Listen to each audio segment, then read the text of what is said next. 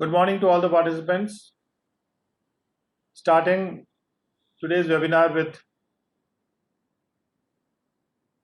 Section 206C of the Income Tax Act, dealing with tax collection at source. 206C क्या कहता है? यहाँ पर आपको टैक्स कलेक्शन एट सोर्स का भी कॉन्सेप्ट मालूम पड़ेगा, जिन लोगों को नहीं मालूम है, और जिन लोगों को मालूम है उनके लिए रिवीजन हो जाएगा।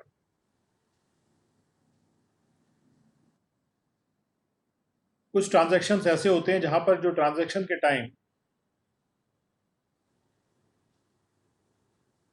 जो व्यक्ति माल बेच रहा है दूसरे व्यक्ति को और उसके इवज में पैसा प्राप्त कर रहा है, पैसा प्राप्त करने वाला टैक्स को कलेक्ट करता है और सरकार के खाते में जमा कर देता है। टीडीएस में पैसा देने वाला टैक्स को काटने के बाद बची हुई राशि का पेमेंट करता है, लेकिन टीसीएस में पैसे को प्राप्त करने वाला राशि को प्राप्त करने के बाद उसमें से टैक्स को सरकारी खाते में जमा कर देता है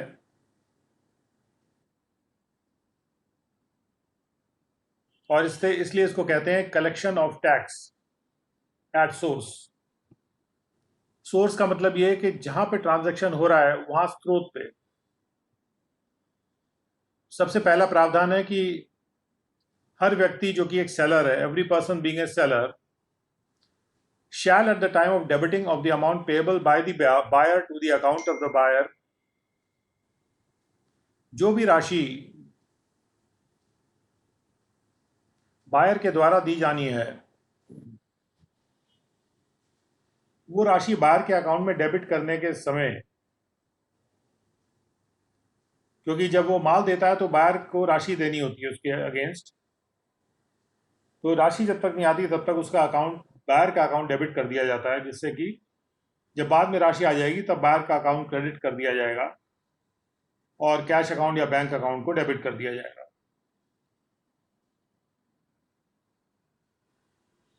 शीघ्र हम लोग अकाउंटेंसी की क्लासेस भी शुरू करेंगे, तो उनको हमारे साथ जरूर ज्वाइन करिएगा। तो हर व्यक्ति जो कि एक सेलर है, बायर का अकाउंट डेबिट करने से के समय या फिर राशि को प्राप्त करने के समय किसी भी मोड से यानी चेक, ड्राफ्ट या ऑनलाइन मोड, कोई भी मोड हो सकता है जिस तरह से राशि प्राप्त हो सकती है। जो भी घटना पहले हुई है, विच एवर इज अर्लियर, यानी अगर राशि पहले प्राप्त हुई है या फिर अकाउंट को पहले डेबिट किया गया है, इनमें से जो भी घटना पहले आ जाए उसी समय में सेलर को कलेक्ट करना होता है बायर से ऐसे गुड्स के सेल के लिए जो कि टेबल में नीचे लिखे हुए हैं। एक ऐसी राशि, a sum equal to the percentage, जो कि प्रतिशत लिखा हुआ है, जो स्पेसिफाइड है कॉलम 3 में, the corresponding entry in column 3 of the set table. जो ये कॉलम 3 है, कॉलम 3 में ये बात प्रिस्क्राइब की जा रही है कि कितनी राशि ऐसी है जो कि कलेक्ट की जानी है। तो जैसे कि अगर अल्कोहलिक लिकर, शराब जिसको बोलते हैं, देसी शराब, अगर उसका सेल होना है ह्यूमन कंजम्पशन के लिए, तो उस राशि पर 1% की राशि उसको काटना है, मतलब उसको कलेक्ट करना है। यहाँ पर काटने की जगह वर्ड हम बार बार कलेक्ट करना यूज करेंगे। उसके बाद तंदू लीव्स के सेल पे 5% है। टिम्बर जो कि फॉरेस्ट लीज से प्राप्त हो रहा है वहां पर 2.5% है, और टिम्बर जो कि किसी और मोड से प्राप्त हो रहा है, फॉरेस्ट लीज से नहीं प्राप्त हो रहा, किसी और तरीके से प्राप्त हो रहा है, उसकी सेल पे 2.5% है। और कोई और फॉरेस्ट का प्रोड्यूस है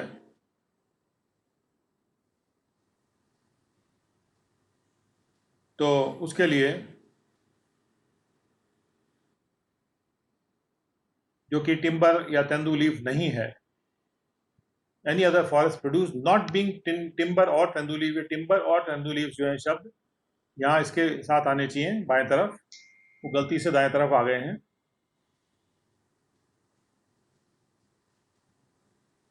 टाइपिंग के वक्त तो उस पर 2.5%, यानी फॉरेस्ट की कोई भी प्रोड्यूस है, चाहे तेंदू लीफ हो चाहे फिर टिम्बर हो, टिम्बर यानी जो लकड़ी होती है जंगल के पेड़ों की, तो उसके लिए 2.5% टैक्स डिडक्ट होना है, टैक्स कलेक्ट होना है। और उसके बाद स्क्रैप है, स्क्रैप के सेल पे 1%, और मिनरल्स जैसे जिसमें ऑयल वगैरह नहीं आएगा, लेकिन मिनरल जो कि कोल या लिग्नाइट या आयरन हो रहा है, उसके सेल पे 1%। और उसके बाद एक प्रोवाइजो है जो कि थोड़ा से 2003 का है, तो इसलिए उसको हम लोग अभी कवर नहीं करेंगे। 1A में जाते हैं। 1A कहता है not with standing anything contained in subsection 1। Section 1 में कुछ भी कहा गया हो उसको नजरअंदाज करते हुए, यानी यहाँ पे एक एक्सेप्शन दिया जा रहा है 1 से, कोई भी टैक्स कलेक्ट नहीं किया जाएगा एक ऐसे बायर के केस में जो कि भारत में रेसिडेंट है, अगर ऐसा बायर फर्निश कर देता है person responsible for collecting tax को, जो भी पर्सन जिम्मेदार है टैक्स कलेक्शन के, उसको दे देता है क्या दे देता है, एक declaration in writing in duplicate और प्रिस्क्राइब फॉर्म में भर के और वेरीफाई करके प्रिस्क्राइब मैनर में दे देता है, और उसमें ये लिखा रहता है कि जो गुड्स रेफर्ड किए जा रहे हैं इन कॉलम 2 उनका इस्तेमाल किया जाना है मैन्युफैक्चरिंग, प्रोसेसिंग या किसी आर्टिकल या थिंग को प्रोड्यूस करने के लिए। यानी जो एक मैन्युफैक्चरर है या प्रोसेसर है या प्रोडक्शन का काम कर रहा है आर्टिकल या थिंग के, वो व्यक्ति एक डिक्लेरेशन देगा राइटिंग में person responsible for collecting tax को कि हमें इस वस्तु का इस्तेमाल करना है for manufacturing, processing and producing, और इसका इस्तेमाल हमको करना है for generation of power and not for trading purposes. Trading के लिए इस्तेमाल नहीं करना। तो एक तरह से इसमें बात ये आ रही है कि यदि कोई भी इन आइटम्स की जो सेल है, केवल इन आइटम्स की जो सेल है या इन आइटम्स का परचेज है, वो इसलिए किया जा रहा है कि उससे कोई और चीज़ बनाई जाए, तब टीसीएस नहीं होगा। और या पावर जनरेट की जाए तब टीसीएस नहीं होगा। लेकिन अगर ट्रेडिंग के लिए, केवल बेचने के लिए उसको खरीदा जा रहा है, तो उस केस में टीसीएस होगा। तो जिससे अगर कोई फॉरेस्ट का प्रोड्यूस, आप ये सोचिए, हर प्रावधान के पीछे कोई कारण को सोचिए कि अगर कोई फॉरेस्ट का प्रोड्यूस है और उसको डायरेक्ट ले लिया जाता है और किसी और को बेच दिया जाता है, तो जो सप्लाई चेन है वो इस तरह से वर्क कर रही है कि ट्रेडिंग की तरफ जा रही है वो। और यदि कोई व्यक्ति इसलिए लेता है कि उसको कुछ मैन्युफैक्चर करना है, और ऑब्वियस बात है कि अगर वो मैन्युफैक्चर कर रहा है तो उसको लाइसेंसेस मिले होंगे, तो कोई ऐसी चीज़ मैन्युफैक्चर कर रहा है जो अलाउड है मैन्युफैक्चर करना, तो सरकार मैन्युफैक्चरिंग एक्टिविटी या प्रोसेसिंग एक्टिविटी को एनकरेज करती है, और जिससे उस एक्टिविटी पे कोई असर ना पड़े, उनको टीसीएस के दायरे से बाहर रखा गया है। लेकिन जो नॉर्मल ट्रेडिंग के लिए फॉरेस्ट के प्रोड्यूस लेते हैं, एनवायरमेंट फ्रेंडली भी नहीं होगा ये,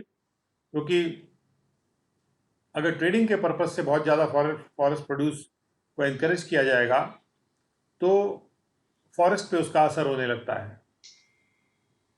फिर लकड़ी जंगल की काट के सब ट्रेड कर देंगे उसको।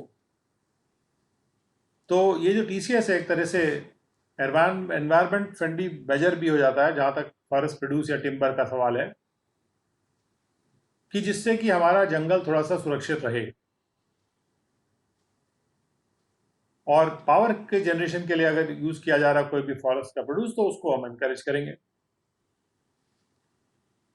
उसके बाद 1B में कहा जा रहा है कि जो पर्सन है responsible for collecting tax under this section, he shall deliver or cause to be delivered to the principal chief commissioner or the chief commissioner जो पर्सन रिस्पॉन्सिबल है वो डिलीवर करेगा एक कॉपी उस डिक्लेरेशन की, जो डिक्लेरेशन उसको मिला है बायर से, उसकी एक कॉपी वो फर्निश कर देगा ऑन और before the 7th day of the month next following the month in which the declaration is furnish. जो डिक्लेरेशन वो प्राप्त करेगा उस डिक्लेरेशन के हिसाब से, क्योंकि वो डिक्लेरेशन उसने प्रिस्क्राइब फॉर्म में प्राप्त की है, उस डिक्लेरेशन को वो दे देगा, कमिश्नर को जमा कर देगा जाके। उसके लिए समय निर्धारित किया गया है कि सातवां दिन जो है महीने के ख़त्म होने के नेक्स्ट मंथ का, वो तब तक उसको वो डिक्लेरेशन फर्निश कर देना है। उसके बाद 1C में क्या कहा जा रहा है? 1C में कहा जा रहा है कि every person who grants a lease और अ लाइसेंस और एंटर्स इनटू कॉन्ट्रैक्ट और अदरवाइज, कोई या तो लीज दे रहा है या लाइसेंस दे रहा है या कोई कॉन्ट्रैक्ट में एंटर कर रहा है, जिसके द्वारा वो ट्रांसफर कर रहा है कोई भी अपना राइट या इंटरेस्ट, या तो पूर्णतया या पार्ट में, जो राइट उसका किसी पार्किंग लॉट के ऊपर है या किसी टोल प्लाजा में है या किसी माइन पे है या क्वारी पे है, और ये राइट वो किसी और व्यक्ति को दे देता है टू अनदर पर्सन, या तो लीज के माध्यम से देता है, पार्किंग लॉट जहाँ गाड़ियाँ वगैरह पार्क होती हैं, टोल प्लाजा जहाँ पे गाड़ियाँ जब हाईवे पे चलती हैं तो रास्ते में टोल ब्रिज होते हैं जहाँ टोल जमा किया जाता है, तो उसका राइट भी किसी और को भी दिया जा सकता है। या माइनिंग का अगर आपके पास अधिकार है, आप किसी और को सब कॉन्ट्रैक्ट करें, या क्वारी छोटी माइन होती है। और ये राइट अगर किसी पब्लिक सेक्टर कंपनी को ना देके, other than the public sector company, जिसको हम लाइसेंसी या लेसी कहेंगे, और ये राइट इसलिए दिया जा रहा है कि उस पार्किंग का वो इस्तेमाल करें या टोल प्लाजा का इस्तेमाल करें या माइन या क्वारी का इस्तेमाल करें for the purpose of the business, और ये ट्रांसफर बिजनेस पर्पज के लिए किया जा रहा है। तो वो व्यक्ति at the time of debiting of the amount payable by the लाइसेंसी और द लेसी, जब लाइसेंसी पेमेंट करेगा उसको डेबिट करते टाइम पे या उस अमाउंट को रिसीव करते time, at the time of receipt of the such amount from the लाइसेंसी, जो भी घटना पहले हो रही है उस लाइसेंसी एलएसी से वो कलेक्ट करेगा उतनी राशि जितना परसेंटेज नीचे टेबल में दिया गया है। तो यानी कि यहाँ पर जैसे दिया है कि इसमें 2% वो कलेक्ट करेगा। पार्किंग लॉट का राइट किसी को दे दिया, तो जिसको दे रहा है वो राइट, तो वो आदमी उसका पेमेंट कर रहा है। अगर लीज है, यानी जैसे पार्किंग लॉट है और उसको लीज पे दिया गया है, जैसे गाड़ी आई, उसको आपने जगह लीज दे दी थोड़ी 1 घंटे के लिए, उसने उसका पेमेंट कर दिया। तो इस तरह से एक मिनिमम राशि के ऊपर की जो भी राशि है, जहाँ पर एक लीज या लाइसेंस दिया जा रहा है या कोई कॉन्ट्रैक्ट दिया जा रहा है कि एक व्यक्ति जिसके पास राइट है वो दूसरे को दे रहा है कि आप इसको चलाइए, पार्किंग लॉट चलाइए, टोल प्लाजा चलाइए, माइन चलाइए, क्वारी चलाइए, तो वहाँ पर उसको टैक्स कलेक्ट करने की बात इसलिए कही जा रही है क्योंकि लोग जो राइट प्राप्त करते हैं उसको खुद ना यूज करके और किसी और को लीज या लाइसेंस पे दे देते हैं, और इस तरह से मतलब गवर्नमेंट ये चाहती है कि बहुत ज़्यादा ये ट्रांजैक्शंस इस तरह के ना हो कि लीजिंग लाइसेंसिंग जिसके पास राइट है वो खुद इस्तेमाल करे तो अच्छी बात है, और चूंकि ऐसा होता है तो गवर्नमेंट के लिए एक मौका मिल जाता है कि यहाँ पर टैक्स कलेक्ट करने का। तो यहाँ पर जो टैक्स कलेक्ट किया जा रहा है, जो उसका जो नेचर है, आप देख सकते हैं कि गवर्नमेंट इसको इस तरह से यूज़ कर रही है कि कौन सी एक्टिविटी को हमको एनकरेज करना है, कौन सी एक्टिविटी को नहीं एनकरेज करना, उसके हिसाब से। तो जो भी व्यक्ति लीज लाइसेंस या कॉन्ट्रैक्ट करता है दूसरे के साथ, other than a public sector company, किसी भी और पर्सन के साथ करता है, बिजनेस पर्पस के लिए वो लीज लाइसेंस वगैरह दे रहा है, डेबिट करते टाइम 2% काट के जमा करेगा, 2% कलेक्ट करके जमा कर देगा। Now for the purpose of this subsection mining and quarrying शब्द जो है उनमें माइनिंग एंड क्वारिंग ऑयल की इस्तेमाल नहीं किया यूज़ नहीं किया जा रहा है, मतलब उसको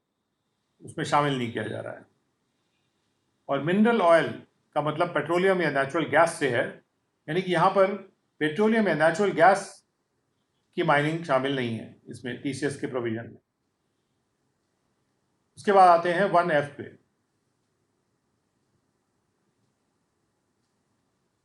तो 1F पे लिखा हुआ है कि एवरी पर्सन जो कि एक ऑथराइज डीलर है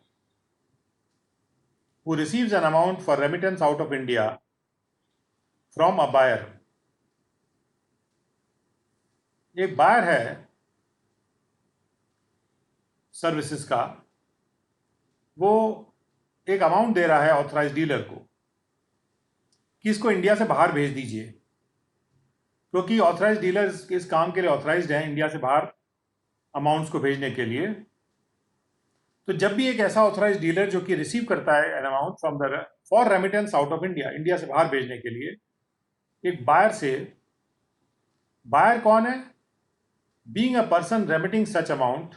आउट ऑफ इंडिया, जो एक पर्सन है वो ऐसे अमाउंट को इंडिया से बाहर रेमिट कर रहा है under the liberalised remittance scheme of the Reserve Bank of India. Reserve Bank of India ने रेमिटेंस स्कीम को लिबरलाइज कर दिया है, उसको थोड़ा खुली छूट दी है,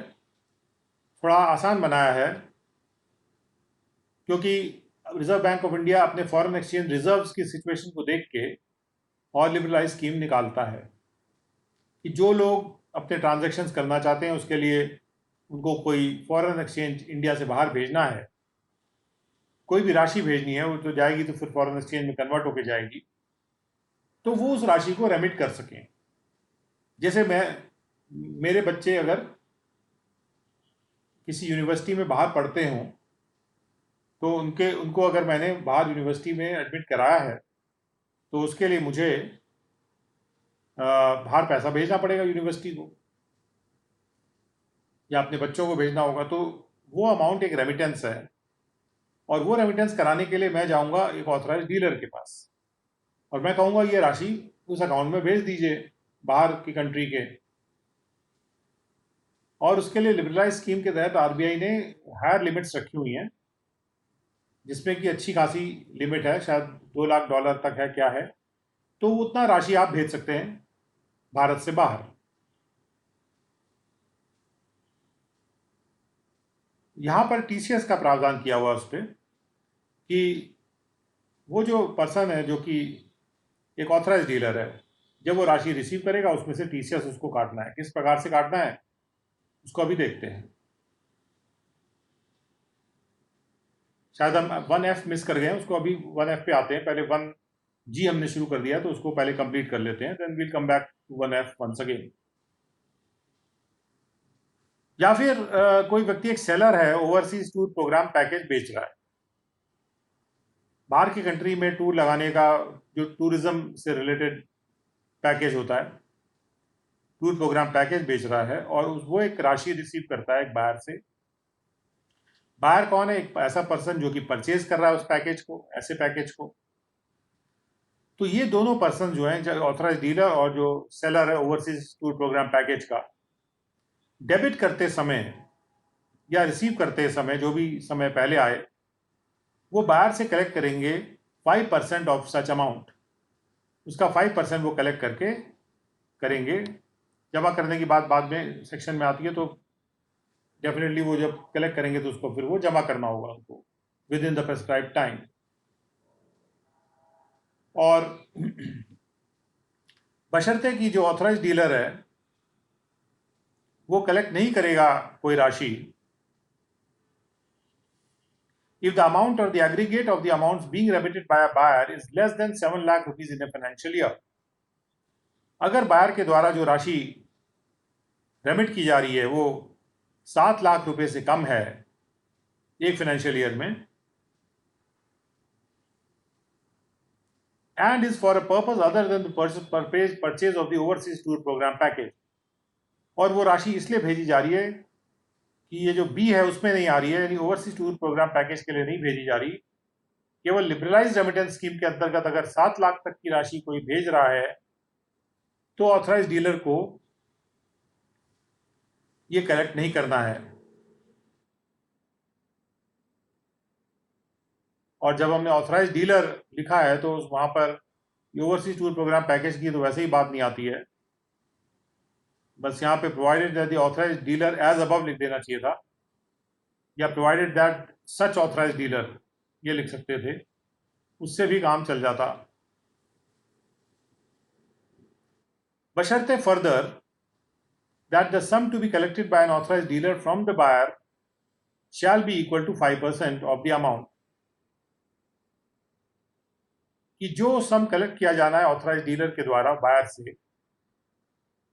वो क्या कितना होगा, that will be 5% of the aggregate of the amounts in excess of 7 lakh. यानी उसको जो 5% कैलकुलेट करना है ये 7 लाख के ऊपर की राशि पे करना है, 7 लाख को माइनस करके करना है जो भी राशि रेमिट की जा रही है बायर के द्वारा इन फाइनेंशियल ईयर। 7 लाख तक तो कोई टीसीएस नहीं काटना। 7 लाख के ऊपर अगर मान लीजिए कि 1 लाख और 8 लाख उसने कर दिया तो 1 लाख पे 5% कैलकुलेट करना होगा, जो कि 5,000 आ जाएगा। Remitted by the buyer in a financial year where the amount being remitted is for a purpose other than the purchase of overseas tour program package। वही बात है कि अगर ओवरसीज टूर प्रोग्राम पैकेज की बात हो रही है तब तो उसको काटना ही काटना है टैक्स, लेकिन अगर लिबरलाइज्ड रेमिटेंस स्कीम के तहत हो रहा है तो 7 लाख के ऊपर की जितनी भी राशि है उस पर टीसीएस काटने का प्रावधान है। Provided also that the authorized dealer shall collect a sum equal to 1/2% of the amount or aggregate of the amount in excess of 7 lakh rupees। और बशर्ते ये कि जो ऑथराइज डीलर है वो कलेक्ट करेगा एक राशि जो कि 1/2% होगा उस अमाउंट का और एग्रीगेट अमाउंट्स का, जो कि 7 लाख रुपए से ज़्यादा होगी, जो रेमिट की जाती है by the buyer in a financial year. अगर जो अमाउंट रेमिटेड है वो इज ए लोन या लोन रिपेमेंट कहा जा सकता है, if the amount being remitted is a loan obtained from any financial institution, या जो भी राशि किसी भी फाइनेंशियल इंस्टीट्यूशन से लोन के रूप में ली गई है, अगर वो राशि भेजी जा रही है। अब ये जो फाइनेंशियल इंस्टीट्यूशन है वो 80E सेक्शन में डिफाइन किया गया है। 80E सेक्शन में चूंकि ये डिफाइन किया गया है, for the purpose of pursuing any education, education को परस्यू करने के लिए किसी भी फाइनेंशियल इंस्टीट्यूशन से अगर लोन लिया जाता है, 80E सेक्शन में ये फाइनेंशियल इंस्टीट्यूशन को डिफाइन किया गया है। तो 80E में जाके हम लोग देखते हैं कि ये कौन सा फाइनेंशियल इंस्टीट्यूशन है, लेकिन उसके पहले हम ये समझ लें कि 1/2% यानी आधा % जो है टैक्स डिडक्ट होना है 7 लाख से ऊपर अगर राशि भेजी जा रही है, जो राशि लोन के रूप में ली गई थी किसी भी फाइनेंशियल इंस्टीट्यूशन से। अगर कोई अपनी राशि खुद की भेज रहा है लिबरलाइज स्कीम में, तब तो जो टैक्स काटा जाएगा वो 5% के रेट से काटा जाएगा। अगर लिबरलाइज्ड रेमिटेंस स्कीम के तहत का भेजा जा रहा है तो 5% के रेट से काटा जाएगा, क्योंकि लिबरलाइज्ड रेमिटेंस स्कीम में एजुकेशनल पर्पस के लिए भी भेजा जा सकता है। लेकिन अगर वो राशि लोन के रूप में ली गई है किसी भी फाइनेंशियल इंस्टीट्यूशन से और लोन लेके भेजी जा रही है, तो फिर उस व्यक्ति के ऊपर चूंकि लोन का भी बर्डन है, तो जो ऑथराइज डीलर है वो कलेक्ट करेगा 1/2% ऑफ दैट अमाउंट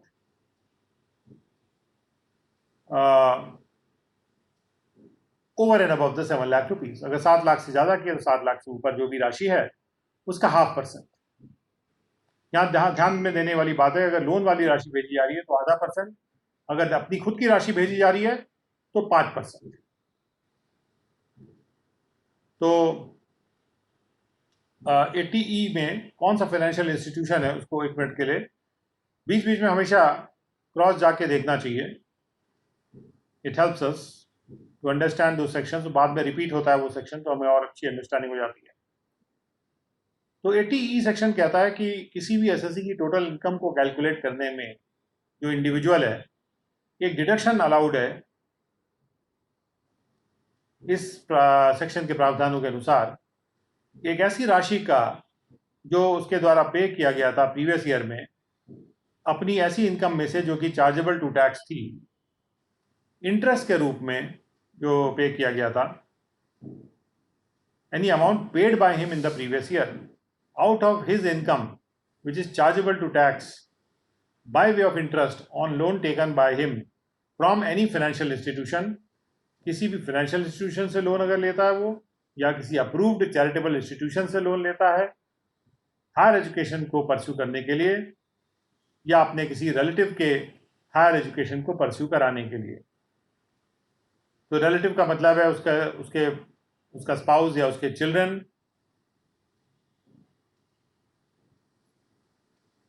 या जिसका वो लीगल गार्जियन है, और the student for whom the individual is the legal guardian. यानी जो जैसे किसी को उसने अडॉप्ट किया हुआ है या अडॉप्ट नहीं भी किया हुआ तो भी एक लीगल गार्जियन हो सकता है, तो वो रिलेटिव की परिभाषा में आएगा। यानी किसी रिलेटिव के लिए, किसी भी रिलेटिव के लिए अगर हायर एजुकेशन को परस्यू करने के लिए किसी फाइनेंशियल इंस्टीट्यूशन से लोन लिया जाता है और उस लोन को उस एजुकेशनल इंस्टीट्यूशन को क्योंकि दिया जाएगा और उससे हायर एजुकेशन होगी रिलेटिव की, तो जो फाइनेंशियल इंस्टीट्यूशन है जिससे लोन लिया जा रहा है उसको जो भी इंटरेस्ट पे किया जा रहा है in the previous year, interest payable नहीं है यहाँ पे, ये बात ध्यान रखिएगा। जो भी इंटरेस्ट पे एक्चुअली कर दिया गया वो इंटरेस्ट जो है डिडक्शन के रूप में मिल जाता है 80E सेक्शन में। जो फाइनेंशियल इंस्टीट्यूशन है उसका परिभाषा भी दी हुई है और अप्रूव्ड चैरिटेबल इंस्टीट्यूशन की भी परिभाषा दी है। अप्रूव्ड चैरिटेबल इंस्टीट्यूशन जहां से अगर वो लोन लेगा हायर एजुकेशन के लिए, वो 1023C सेक्शन में अप्रूव्ड होना चाहिए प्रिस्क्राइब अथॉरिटी के द्वारा, या ऐसी इंस्टीट्यूशन होनी चाहिए जो 80G2A के तहत जो सर्टिफाइड है या 82G में जो रेफर्ड है। और जहाँ तक कि फाइनेंशियल इंस्टीट्यूशन की बात की जा रही है जहाँ से लोन लिया जा रहा है, तो वो फाइनेंशियल इंस्टीट्यूशन एक बैंकिंग कंपनी होगी जिस पर बैंकिंग रेगुलेशन एक्ट अप्लाई करता है, और कोई भी और फाइनेंशियल इंस्टीट्यूशन जिसको कि सेंट्रल गवर्नमेंट नोटिफाई कर सकता है ऑफिशियल गैजेट में कि इनसे भी अगर लोन लिया जाएगा तो भी 80E के लिए वो एप्लीकेबल होगा। और हायर एजुकेशन को भी यहाँ डिफाइन किया गया है। हायर एजुकेशन का मतलब है कोई भी ऐसा कोर्स ऑफ स्टडी जो कि सीनियर सेकेंडरी को पास करने के बाद किया जाता है, after passing the senior secondary, इसको क्लास 10 बोलते हैं। उसके बाद कुछ भी अगर किया जाता है एजुकेशन के कोर्स ऑफ स्टडी लिया जाता है तो दैट इज हायर एजुकेशन। किसी भी ऐसे स्कूल, बोर्ड या यूनिवर्सिटी से जो कि सेंट्रल गवर्नमेंट के द्वारा रिकॉग्नाइज्ड है या स्टेट गवर्नमेंट या लोकल अथॉरिटी के द्वारा रिकॉग्नाइज्ड है या किसी भी और अथॉरिटी के द्वारा ऑथराइज्ड है,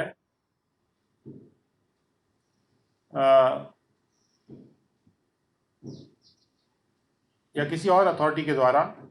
जो कि सेंट्रल गवर्नमेंट या स्टेट गवर्नमेंट के द्वारा ऑथराइज्ड होती है, उसको ऑथराइज करने के लिए बेसिकली हायर एजुकेशन किसी ऑथराइज्ड इंस्टीट्यूशन से लेना चाहिए जिसको ऑथराइज किया गया रहा है 80E के पर्पज से। तो ये हो गया financial institution. Financial institution means any institution जो कि बैंकिंग रेगुलेशन एक्ट में आता है या जो नोटिफाइड फाइनेंशियल इंस्टीट्यूशन है।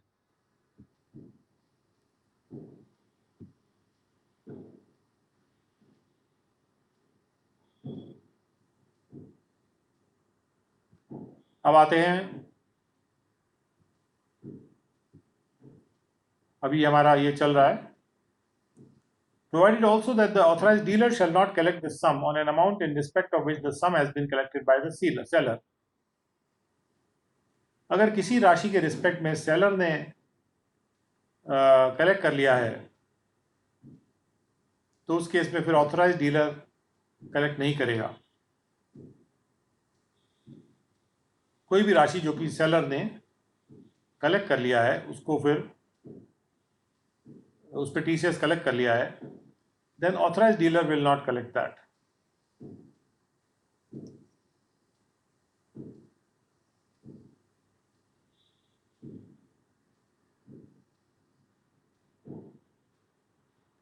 उसके बाद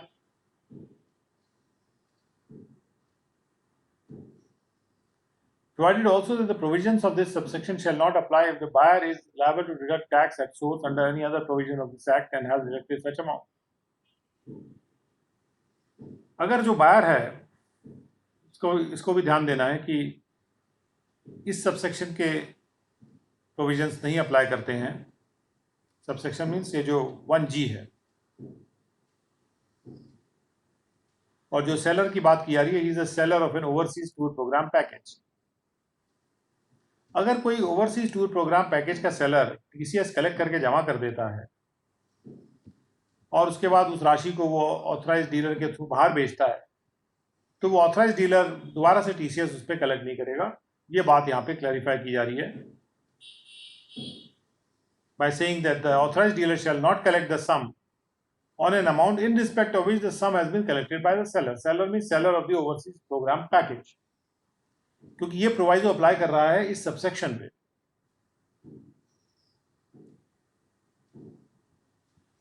और उसके बाद जो प्रोवाइजो आ रहा है उसमें जो कहा जा रहा है बात कि इस सबसेक्शन के प्रोविजन नहीं अप्लाई करेंगे अगर buyer is liable to deduct tax at source under any other provision of this act. अगर बायर को टैक्स डिडक्ट करना है और उसने डिडक्ट कर लिया है, अगर बायर को डिडक्ट करना है और उसने डिडक्ट कर लिया तो फिर सेलर को कलेक्ट करने की जरूरत नहीं। जहां पर बायर ने डिडक्ट कर लिया वहां पर सेलर को फिर कलेक्ट करने की जरूरत नहीं है, ट्रांजैक्शन सेम है।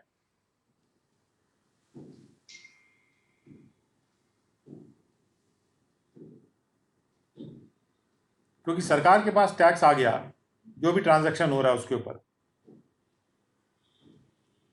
मान लीजिए बायर कोई राशि दे रहा है सेलर को और वो राशि ऐसी है जो कि टैक्स डिडक्शन के प्रोविजंस में कवर होती है, तो अगर वो कवर होती है और वो लायबल है डिडक्ट करने के, तो एक जनरल रूल ये होता है कि इसमें कंफ्यूजन ना हो कि 2 बार टैक्स नहीं कटेगा या कलेक्ट होगा। अगर कट गया तो कलेक्ट नहीं होगा, कलेक्ट हो गया तो कटेगा नहीं, मतलब उसमें से कटने को ज़्यादा प्रेफरेंस दी जा रही है। अगर टैक्स कट गया तो फिर कलेक्ट नहीं होगा, क्योंकि कटने की प्रक्रिया पहले आती है, कलेक्ट होने की प्रक्रिया बाद में आएगी। उसके बाद the central government, state government and embassy, high commission, legation, commission, consulate, trade representation of a foreign state, local authority जो कि 1020 में डिफाइंड है, और any other person as the central government में स्पेसिफाई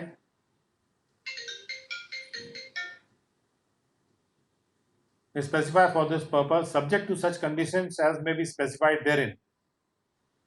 जो भी कंडीशन स्पेसिफाइड हैं उसके सब्जेक्ट, उसके अधीन अगर बायर कोई ये इनमें से कोई है तो इनके द्वारा जो भी राशि दी जा रही है ओवरसीज प्रोग्राम पैकेज के लिए या फिर फॉरेन रेमिटेंस के लिए, उसमें से टैक्स कलेक्ट नहीं किया जाना है। उसके बाद ओवरसीज टूर प्रोग्राम पैकेज को भी डिफाइन किया गया रहा है कि वो एक ऐसा टूर पैकेज होता है जो कि ऑफर करता है कि आप किसी देश में जाएंगे या कई देशों में जाएंगे या टेरिटरीज में जाएंगे जो कि इंडिया से बाहर है, और उसमें वहाँ ट्रैवल और होटल के खर्चे भी होते हैं, बोर्डिंग लॉजिंग के खर्चे भी उसमें शामिल होते हैं, या उसी से मिलते जुलते नेचर के जो खर्चे हैं वो शामिल होते हैं। और उसके बाद इसमें लिखा है कि जो ऑथराइज डीलर का मतलब है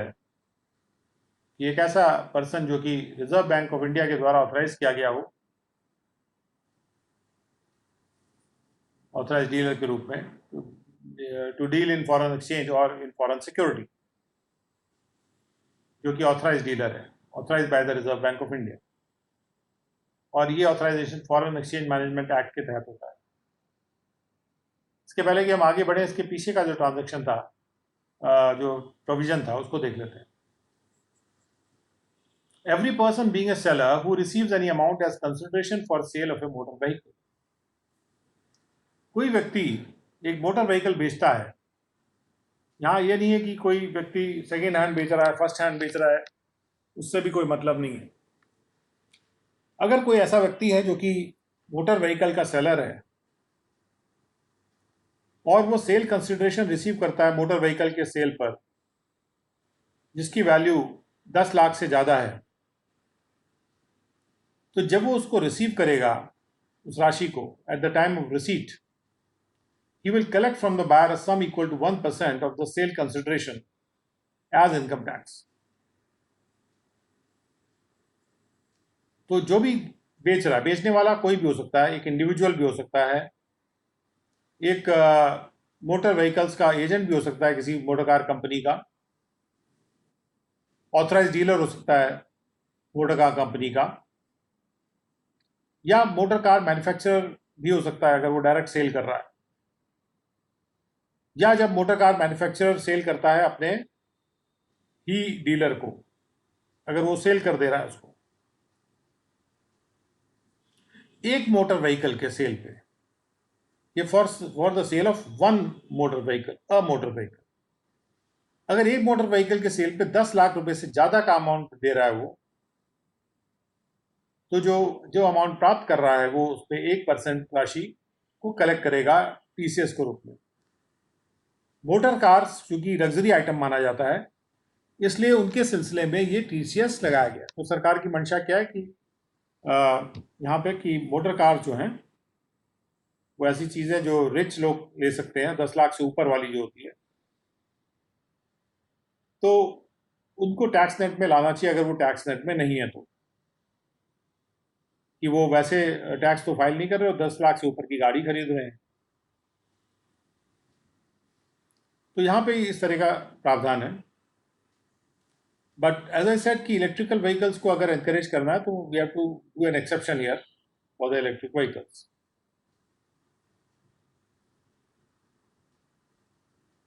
उसके बाद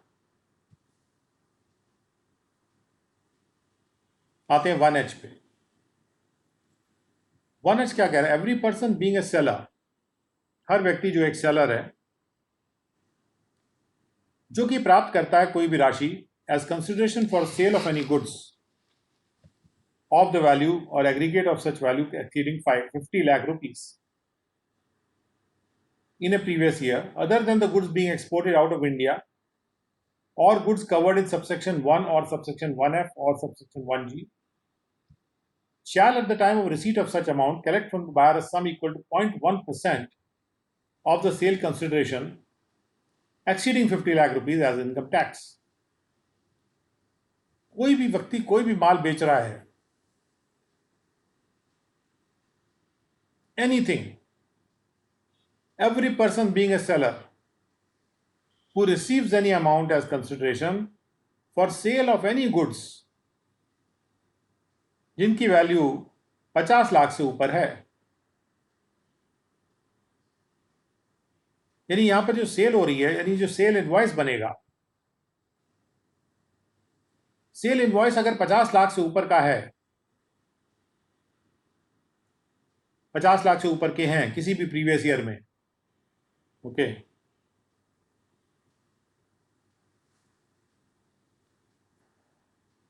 और वो पर्सन एक सेलर है जो कि कोई अमाउंट रिसीव करता है as consideration for sale of goods exceeding 50 lakh rupees in any previous year, सिवाय उन गुड्स के जो भी एक्सपोर्ट कर रहा है बाहर, यानी जो गुड्स बाहर एक्सपोर्ट कर रहा है उस पर जो राशि मिल रही है उससे मतलब नहीं है, वहां टीसीएस नहीं होगा। लेकिन जो भारत देश के अंदर जो सेल कर रहा है, या ऐसे गुड्स जो कि ऊपर के प्रावधानों में कवर्ड है तो उनको तो बाहर रखना ही है क्योंकि उस पर अलग टीसीएस का प्रावधान है. Shall at the time of receipt of such amount collect from the buyer. तो यहां पे थोड़ा सा ये है कि वो एक बायर को बेच रहा है कि वो कई बायर्स को बेच रहा है. क्या वो ये 50 लाख रुपया जो है ये एक बायर के संबंध में है कि नहीं, है थोड़ा सा यहाँ पे there is a little confusion here. अच्छा ये होता कि यहाँ लिख दिया जाता कि exceeding 50 lakh rupees in any previous year from one buyer, क्योंकि फ्रॉम वन बायर नहीं है. तो अगर ये है कि जो भी व्यक्ति 50 लाख से ऊपर का माल बेचते हैं तो उनके हर ट्रांजैक्शन पे जो भी 50 लाख से ऊपर के होते हैं उस पर 0.1% उनको टैक्स कलेक्ट करके जमा करना होगा. तो virtually this is a tax on the turnover of a seller. Provided that if the buyer has not provided the permanent account number, अगर कोई बायर परमानेंट अकाउंट नंबर नहीं देता या आधार नंबर नहीं देता है सेलर को, तो फिर जो प्रोविजंस हैं 206 CC 12 के, उनको इस प्रकार से रीड किया जाएगा जैसे कि for the words 5% the word 1% had been substituted. If the buyer has not provided the permanent account number or the Aadhaar number to the seller, then the provisions of clause 2 of subsection 1 of section 206 CC shall be read as if for the words 5% the words 1% had been substituted. तो यहां पे क्या बात कही जा रही है, let us go to see in 206 CC कि कौन सा ये 5% है जिसको 1% करने की बात की जा रही है अगर वो जो बायर है अपना परमानेंट अकाउंट नंबर सेलर को नहीं देता. इसके पहले कि मैं वहां जाऊं 206 C पे, जो इसको देख के जो मुझे साफ बात जो नजर आ रही है वो मैं बताना चाह रहा हूं आपको कि कोई भी व्यक्ति जो एक तरह से अगर 50 लाख रुपए से ऊपर की जो भी सेल करता है, जिसकी सेल 50 लाख से ऊपर है, ये जो बड़े वाले जितने भी सेलर्स हैं, 1 करोड़ से ऊपर करता है तो उसको तो बुक्स अकाउंट वगैरह बुक्स अपनी ऑडिट करानी पड़ती है, वो सब है. यहाँ पे क्या है कि 50 लाख से अगर ऊपर बेचता है वो, तो वो टीसीएस का भागीदार हो रहा है. तो एक तरह से ये जो ट्रांजैक्शंस हैं ये सब टैक्स नेट में आ रहे हैं. जो इतना buying and selling is coming into the tax net. So अभी तक क्या होता था, income was coming into tax net. यहाँ पर buying and selling itself is coming inside the tax net and tax is being collected, and thereafter that person will have to justify कि मेरा क्या इनकम था and all that. जो भी बाहर आएगा, बाहर कोई छोटा हो चाहे बड़ा हो, उससे यहाँ पर कोई मतलब नहीं दिख रहा है मुझे.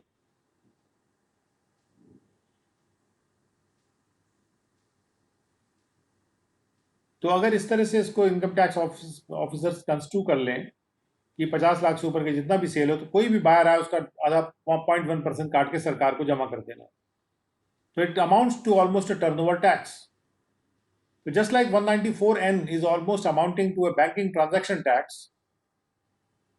ये जो टीसीएस का प्रावधान है, it is virtually amounting to a turnover tax. And these provisions should lead to a substantial amount of revenue for the government, which is of course a good thing. तो अब जाके देखते हैं 206 CC. एक और बात ये कहना चाहेंगे कि अगर यहाँ पे ये इस तरह से टैक्स नेट में टीसीएस के थ्रू आ रहे हैं ट्रांजेक्शन, दूसरी तरफ जीएसटी के थ्रू भी बहुत से ट्रांजेक्शन टैक्स नेट में आ रहे हैं, तो virtually buying and selling is coming inside the tax net unless it is of a very small category. 206 CC 12 2066 CC 12 ये है. Requirement to furnish permanent account number by collectee. Notwithstanding anything contained in any other provision of this act, any person who is paying any sum or amount on which tax is collectable, जो भी व्यक्ति payment कर रहा है जिस पे tax collectable है, इसको कलेक्टी बोलते हैं। कलेक्टर वो है जो कि कलेक्ट करेगा उस पर।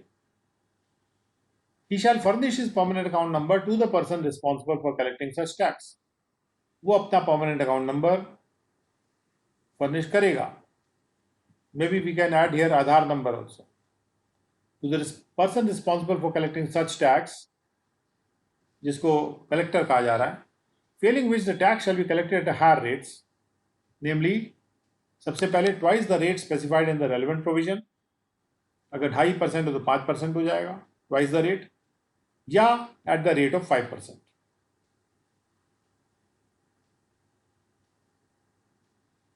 इनमें से ऐसा लगता है कि यहां पे there is a choice, twice the rate specified in the relevant provision और एट द रेट ऑफ 5%।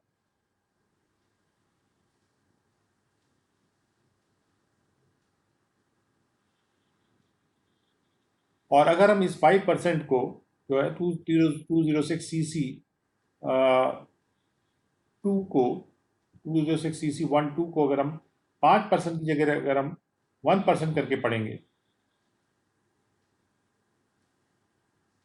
तो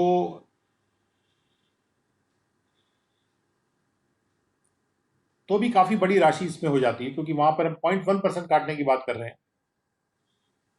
तो यहाँ 5% से 1% करने से कुछ हम घटा नहीं रहे,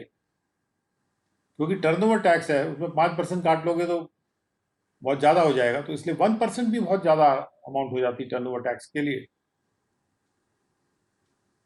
सो it is a sort of a penal thing कि अगर आप पैन नहीं देंगे तो 1% कट जाएगा आपका 0.1 की जगह पे।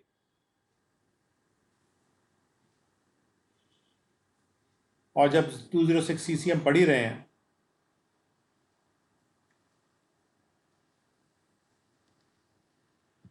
और of the higher of the following rates यहाँ आ गया है, तो चॉइस नहीं है,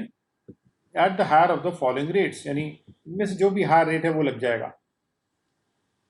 रेलवेट प्रोविजन अगर 0.1 है तो उसका डबल होता है 0.2, लेकिन यहाँ 1 कर दिया तो 1 हायर हो गया तो 1% लग जाएगा। And no declaration under subsection 1A of section 206C shall be valid unless the person furnishes his PAN. कोई भी डिक्लेरेशन जो 206C 1A में दिया जा रहा है, जो हमने देखा है, तो वो वैलिड नहीं होगा जब तक कि पैन नहीं देगा वो पर्सन डिक्लेरेशन। और यदि कोई डिक्लेरेशन इस तरह से इनवैलिड हो जाता है तो कलेक्टर जो है टैक्स कलेक्ट कर लेगा सबसेक्शन 1 के अनुसार।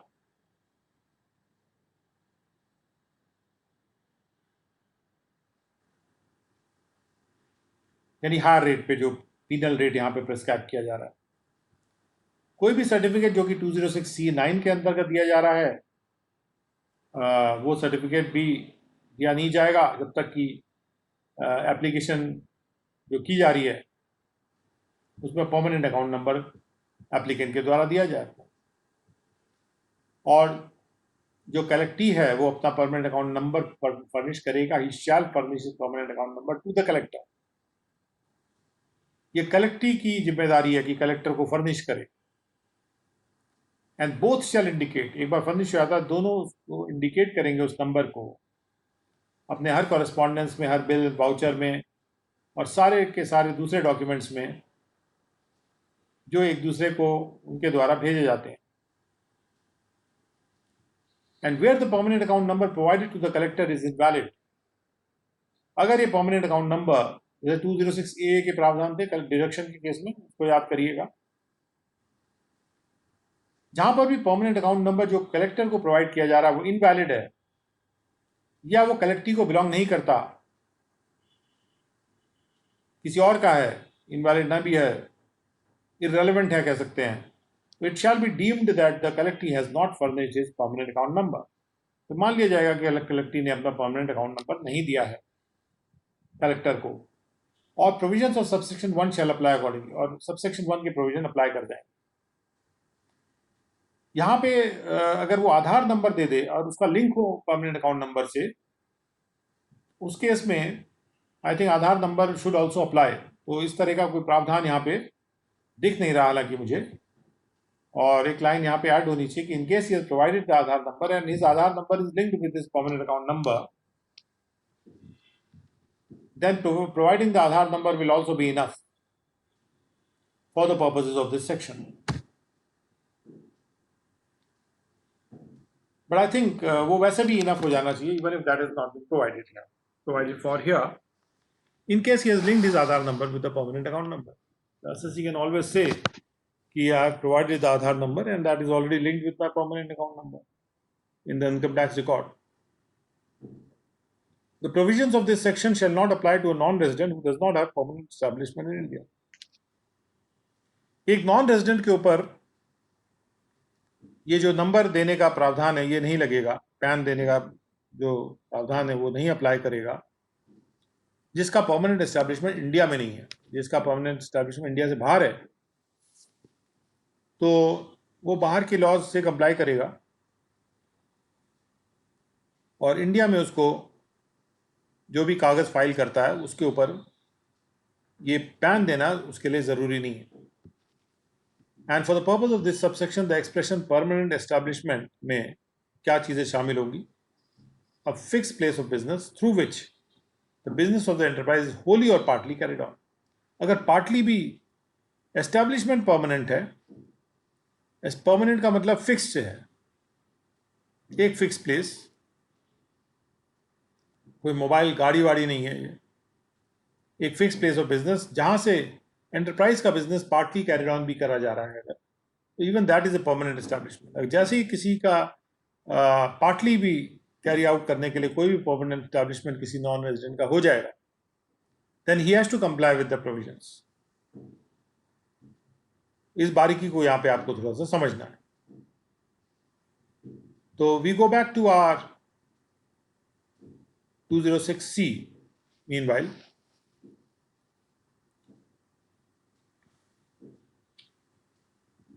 हम पढ़ रहे हैं tax collection at source.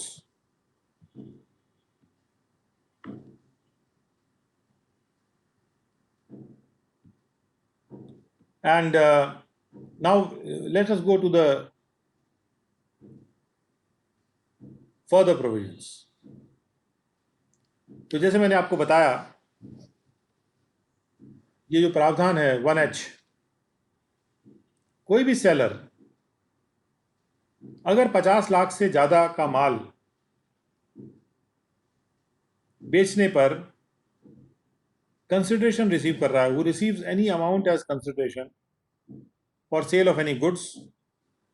Of the value, अगर उसने सेल किया है एग्रीगेट वैल्यू गुड्स 50 लाख से ऊपर का एक प्रीवियस ईयर में, और उसमें कोई भी अमाउंट वो रिसीव करता है कंसिडरेशन के रूप में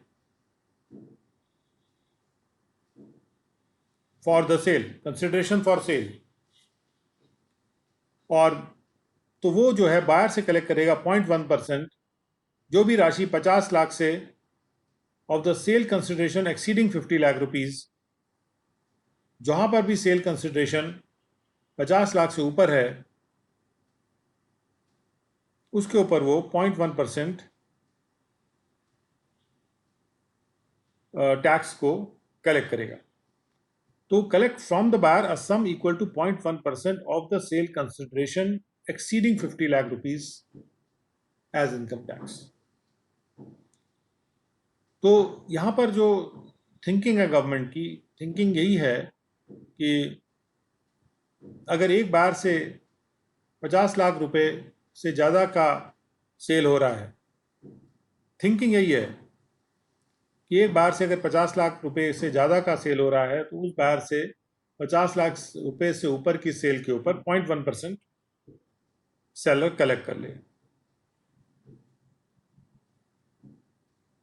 क्योंकि जो लास्ट में लिखा हुआ है कि sum equal to 0.1% of the sale consideration, उस सेल कंसिडरेशन का 0.1% जो सेल कंसिडरेशन 50 लाख रुपए से ऊपर है। तो इसलिए ये पर्टिकुलर बार से कनेक्ट होता है, though the wording could have been even better, but still अगर कहीं पर कोई भी सेलर है वो 50 लाख रुपए से ऊपर किसी बायर को माल बेच रहा है तो वो 50 लाख से ऊपर के माल पे एक बायर के केस में वो 0.1% कलेक्ट करेगा। और अगर वो बायर परमानेंट अकाउंट नंबर नहीं देता या अपना आधार नंबर नहीं देता तो 5% की जगह 1% आ जाएगा। तो आधार नंबर देना भी यहाँ पे सफिशिएंट तो मान लिया गया है। उसके बाद provided further the provisions of this subsection shall not apply if the buyer is liable to deduct tax. फिर वही बात आ जाती है कि अगर बायर लायबल था डिडक्ट करने के टैक्स उसी ट्रांजैक्शन पे एट सोर्स, तो जो भी गुड्स उसके द्वारा परचेज किए जा रहे हैं उस पर, और उसने अगर डिडक्ट कर लिया है तो फिर बायर ने अगर डिडक्ट कर लिया तो उसी ट्रांजैक्शन पे सेलर डिडक्ट नहीं करेगा, कलेक्ट नहीं करेगा। अच्छा, बायर कौन है? बायर एक ऐसा व्यक्ति है जो कि परचेज करता है गुड्स को, लेकिन अगर buyer central government, state government या कोई एम्बेसी है, हाई कमीशन वगैरह है, या कोई फॉरेन स्टेट का रिप्रेजेंटेशन करते हुए कोई ट्रेड रिप्रेजेंटेशन है, कोई कॉन्सुलेट है, वो अगर बायर्स हैं तो उनके द्वारा दी गई राशि पे कोई कलेक्ट नहीं होगा टैक्स, बिकॉज ये तो सरकारें हैं। और उसके बाद अगर कोई वो लोकल अथॉरिटी है जो 1020 में डिफाइंड है, वो अगर बायर है, क्योंकि लोकल अथॉरिटी सरकार की होती है, बहुत बड़े ट्रांजैक्शंस कर सकती है, तो उस पर भी टीसीएस नहीं लगेगा। और person importing goods into India, एक पर्सन जो इंडिया में इंपोर्ट कर रहा है गुड्स, बाहर है जो कि बाहर से मंगा रहा है, और any other person as the central government जिसको नोटिफाई कर सकती है, वो भी इस केस में बाहर नहीं माना जाएगा। और जो सेलर है, seller means a person whose total sales, gross receipts or turnover from the business carried on by him exceeds 10 crore rupees। और सेलर वो होना चाहिए जिसके की टर्नओवर 10 करोड़ से ज़्यादा का है during the financial year immediately preceding the financial year. जिस फाइनेंशियल ईयर में सेल हो रहा है गुड्स का, उसके पहले साल में उसका टर्नओवर 10 करोड़ से ज़्यादा होना चाहिए, तभी टीसीएस अप्लाई करेगा। And if any difficulty arises in giving effect to the provisions of subsection 1G or subsection 1H, the board may, with the approval of the central government, issue guidelines for the purpose for removing the difficulty। Board को power किया गया है कि इन provisions के implementation में अगर कोई दिक्कत आती है या कोई कंफ्यूजन होता है तो उसको सरकार जो है एक्सप्लेन कर देगी। ये प्रावधान अभी 1/10/2020 से लागू हो रहे हैं। ये जो 1G सबसेक्शन है, 1H, 1I एंड 1J, ये चारों सबसेक्शंस जो इंसर्ट किए गए हैं, they have been inserted with effect from 1/10/2020। अभी 2020 चल रहा है, तो इसकी तैयारी हो रही है कि ये भी सेक्शन इस पर्पस के लिए दिए गए हैं, 1G, 1H, 1I and 1J।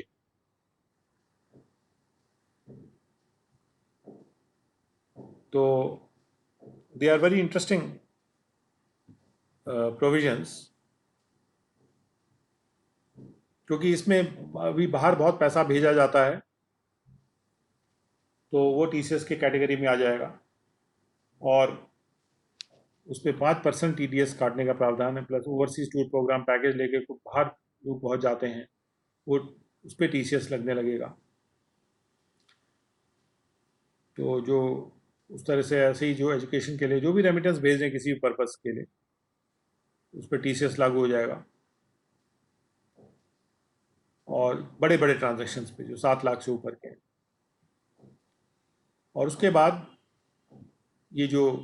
Interesting चीज़ है कि अगर कोई पर्सन, इसको अगर हम ध्यान से पढ़ें कि every person being a seller who receives any amount as consideration for sale of any goods, any amount जो रिसीव करे, कुछ भी अमाउंट, कोई भी राशि हो, as consideration for sale of any goods of the value or aggregate of such value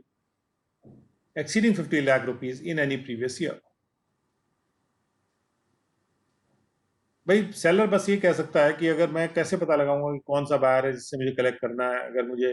total 50 lakh से ऊपर पे कलेक्ट करना है तो। हाँ, एक बायर की बात करें तो ठीक है। तो अगर if the intention we have to go into the memorandum and see कि ये एक बार से लेने का है कि क्या इसका वो है, क्योंकि इसके जो शब्द हैं उससे तो ये भी हो सकता है कि अगर वो 50 लाख से ऊपर का एग्रीगेट सेल कर रहा है, और एग्रीगेट सेल अगर प्रीवियस ईयर में 50 लाख से ऊपर का है, तो वो 50 लाख से ऊपर की राशि पर, यानी एक बार जैसे 50 लाख की आ गई राशि उसके पास, उसके बाद जो भी राशि उसके पास आ रही है उस पर वो टीसीएस काटे।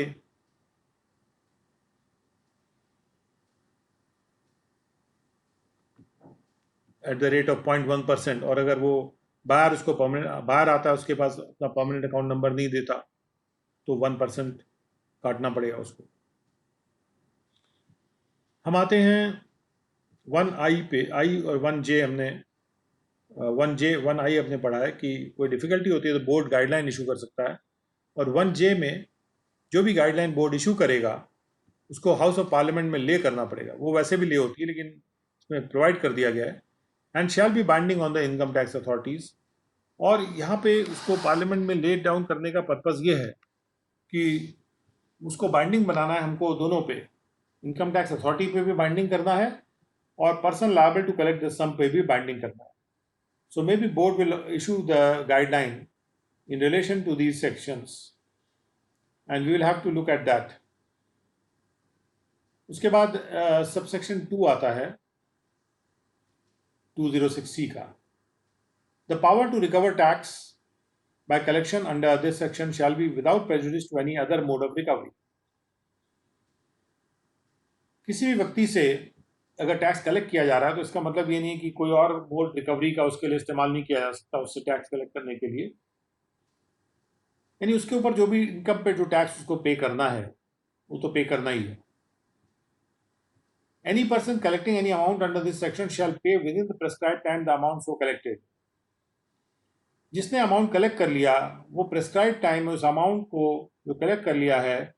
सेंट्रल गवर्नमेंट के क्रेडिट पे उसको पे करेगा, या जैसे भी बोर्ड डायरेक्ट करता है वैसे पे करेगा। Provided that the person collecting tax on or after the first day of April 2005 in accordance with the foregoing provisions of this section shall, after paying the tax collected to the credit of the central government within prescribed time, prepare such statement. Tax को पे करने के बाद वो ऐसे statement prepare करेगा ऐसे period के लिए जैसा कि प्रेस्क्राइब्ड होगा, और उनको डिलीवर करेगा या डिलीवर करवाएगा प्रेस्क्राइब्ड इनकम टैक्स अथॉरिटी को स्टेटमेंट्स को, और या उन अथॉरिटी के द्वारा प्रेस्क्राइब पर्सन को प्रोवाइड कराएगा या करेगा। और ऐसा स्टेटमेंट जो होगा ऐसे फॉर्म में होगा और ऐसे मैनर से वेरीफाइड होगा, और ऐसे ऐसे पर्टिकुलर्स उसमें सेट फोर्थ हो रहे होंगे, और ऐसे उस टाइम के अंतर्गत वो फाइल किया जाएगा जैसा कि प्रेस्क्राइब्ड होगा। यानी उसके स्टेटमेंट के विषय में time, particulars, verification manner and form ये प्रेस्क्राइब किए जाएंगे रूल्स के तहत, और ये स्टेटमेंट फाइल वो करेगा जो भी कलेक्टर है, person responsible for collecting tax जिसने कलेक्ट कर लिया है। In case of an office of the government, अगर गवर्नमेंट का ऑफिस है जहां पर अमाउंट कलेक्टेड जो है उसको पे कर दिया गया to the credit of the central government बिना चालान के, तो वहां पर pay and account officer, treasury officer या CDDO या कोई भी व्यक्ति जो किसी भी नाम से पुकारा जा रहा हो जिसकी जिम्मेदारी है उस टैक्स को सेंट्रल गवर्नमेंट के अकाउंट में क्रेडिट करने की, वो भी इनकम टैक्स अथॉरिटी को एक स्टेटमेंट देगा या उसके द्वारा ऑथराइज अथॉरिटी को एक स्टेटमेंट देगा जो कि प्रेस्क्राइब फॉर्म में वेरीफाइड प्रेस्क्राइब वे में पर्टिकुलर्स सेट फोर्थ करते हुए प्रेस्क्राइब टाइम के अंतर्गत फाइल किया जाएगा। जैसे मैंने बताया था आपको कि टैक्स डिडक्शन के केस में भी ट्रेजरी ऑफिसर की ड्यूटी होती है कि वो 15 तारीख तक स्टेटमेंट भर देता है जिसमें बताता है कि मैंने किस किस का टैक्स जो है सेंट्रल गवर्नमेंट को क्रेडिट कर दिया। उसके बाद the person referred to in proviso to subsection 3 may also deliver to the prescribed authority under said proviso a correction statement. वही व्यक्ति जो ये स्टेटमेंट दे रहा है वो करेक्शन स्टेटमेंट भी फाइल कर सकता है किसी भी मिस्टेक को रेक्टिफाई करने के लिए या कोई इंफॉर्मेशन को ऐड डिलीट या अपडेट करने के लिए जो उसने पहले फर्निश की थी स्टेटमेंट में, जो उसके द्वारा डिलीवर किया गया था सेट प्रोवाइजो के अंतर्गत, ऐसे फॉर्म में या वेरीफाइड ऐसे मैनर में जैसा कि अथॉरिटी के द्वारा स्पेसिफाई किया गया। उसके बाद सबसेक्शन 4 है any amount collected in accordance with the provisions of this section. तो 3B था अबाउट करेक्शन स्टेटमेंट। 4 है कोई भी अमाउंट जो क्रेडिट कलेक्ट किया जाता है और पे कर दिया जाता है सेंट्रल गवर्नमेंट के क्रेडिट में, उसके बारे में ये माना जाएगा shall be deem to be payment of tax on behalf of the person from whom the amount has been collected. जिससे ये राशि कलेक्ट की गई है, यानी जो बायर है एक तरह से जिससे राशि कलेक्ट की गई है, ये उसके क्रेडिट के लिए होगा, ये उसके बिहाफ पे टैक्स का पेमेंट है। पेमेंट करने वाला कोई और है लेकिन बिहाफ पे दूसरा ही कर रहा है। And credit shall be given, और क्रेडिट दिया जाएगा ऐसे पर्सन को जो भी अमाउंट उसने कलेक्ट किया था, और द अमाउंट सो कलेक्टेड, जो भी अमाउंट कलेक्ट किया गया था उस प्रकार से एक पर्टिकुलर असेसमेंट ईयर के लिए, in accordance with the rules as may be prescribe by the board. तो जो क्रेडिट दिया जाना है वो रूल्स के अनुसार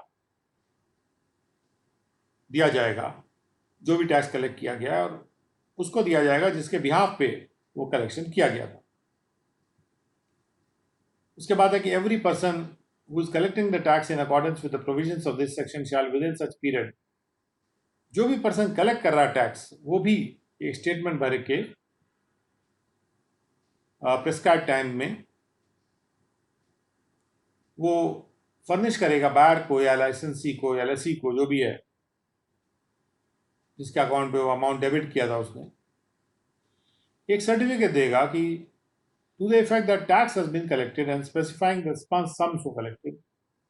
उसको सर्टिफिकेट देगा कि आपका टैक्स कलेक्ट किया गया है और कितना कलेक्ट किया गया, वो स्पेसिफाई करेगा सम को भी, इस रेट पे कलेक्ट किया गया है, और भी जो भी पर्टिकुलर जो प्रिस्क्राइब पर्टिकुलर है उनको भरते हुए वो स्टेटमेंट देगा जिसका टैक्स उसने काटा था। प्रिस्क्राइब टाइम में उसको प्रिस्क्राइब पीरियड में के अंतर्गत उसको देना होगा एक इस तरह का सर्टिफिकेट जिससे उसने पैसा प्राप्त किया है उसको। Provided the prescribe income tax authority or the person authorised by such authority, ये स्टेटमेंट जिस अथॉरिटी को दिया जा रहा है shall within prescribe time after the end of each financial year, हर फाइनेंशियल ईयर के खत्म होने के बाद फर्स्ट डे ऑफ अप्रैल आएगा, उसमें प्रिस्क्राइब टाइम में ही वो प्रिपेयर करेगा और डिलीवर करेगा to the buyer. Prescribe authority जो होती है इसको जो जिसके पास वो स्टेटमेंट आ रहा है वो भी बायर को देगा statement in the prescribe form. जैसे हम लोग TDS के लिए 26 ईयर स्टेटमेंट भी होता है, तो प्रिस्क्राइब फॉर्म में 26 ईयर स्टेटमेंट में वो TCS के डिटेल भी होने चाहिए। ये दिया जा रहा है इनकम टैक्स अथॉरिटी के द्वारा। किसको दिया जा रहा है? जिसने पेमेंट किया था और जिसका टैक्स कलेक्ट हुआ, टू द बायर या लाइसेंसी और लेसी। उसके बाद every person collecting tax before the 2005 से पहले जो कलेक्ट कर रहा है टैक्स, वो प्रिपेयर करेगा एक स्टेटमेंट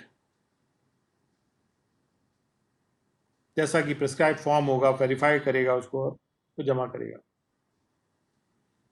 और बोर्ड अगर चाहे तो अगर वो जरूरी समझता है तो एक स्कीम बना देगा, famous scheme for the purpose of filing such returns. तो 1 अप्रैल 2005 के बाद ये जो फर्निशिंग हो रही है ये सारी इलेक्ट्रॉनिक हो रही है, इसके पहले मैनुअल था। And without prejudice to the provisions of subsection 5A, any person who is collecting tax other than in a case where the seller is a company, the central government or a state government may at his option deliver or cause to be delivered such return to the prescribed income tax authority in accordance with the such scheme as may be specified by the board। और ये उस period के लिए था जो 5A के relation में है, यानी 1 अप्रैल 2005 से पहले की बात हो रही। तो उसके केस में जो फॉर्म जमा करना था, जो स्टेटमेंट इनकम टैक्स अथॉरिटी दे रही है, जो भी person, any person collecting the tax may at his option deliver a cost to be delivered, अगर वो person other than in the case the seller is a company के अलावा, तो उस केस में सेंट्रल गवर्नमेंट को डिलीवर करना था to the for cost to be delivered such return to the prescribed authority, income tax authority, in accordance with such scheme as may be specified by the board, and subject to such conditions as may be specified therein on or before the prescribed time after the end of financial year,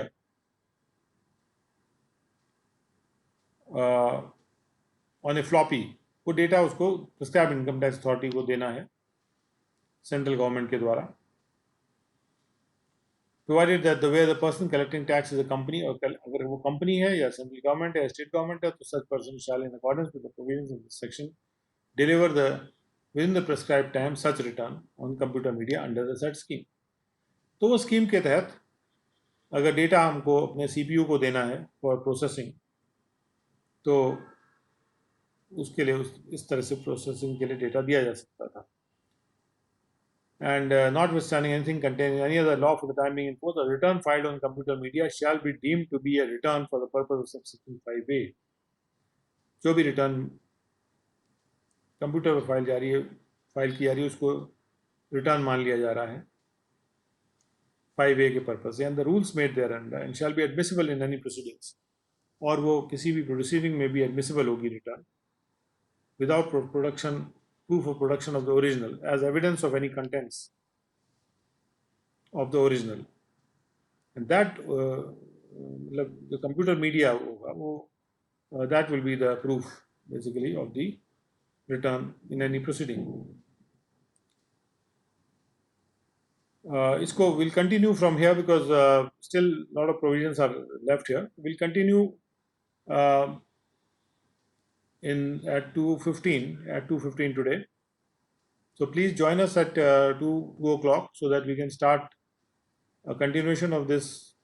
206, because ये 206 है, सारे tax collection at source के प्रावधानों को एक ही section में एक तरह से लाने की कोशिश की गई है. So that is why it is a big section and therefore we need more time to cover it carefully.